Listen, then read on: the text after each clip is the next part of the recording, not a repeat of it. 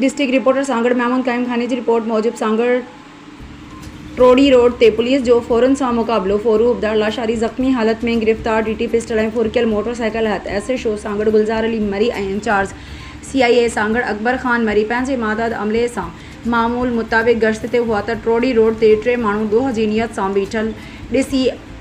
आवाज़ ॾिनो जंहिं ते जवाबदारनि पुलिस ते सिधी फायरिंग करे ॾिनी।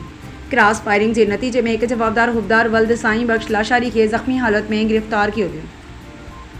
जॾहिं त संदसि 2 साथी मौके तां फ़रार थियण में कामयाब थी विया। ज़ख़्मी जवाबदार के तिबी इमदाद जे लाइ सिविल अस्पताल नियो वियो आहे। गिरफ़्तार जवाबदार जे कब्ज़े मां हिकु डीटी पिस्टल ऐं चोटियारियो थाणे जी हद मां मोहम्मद मुराद शहर खां फुरकियल मोटरसाइकिल भी हथ कई वई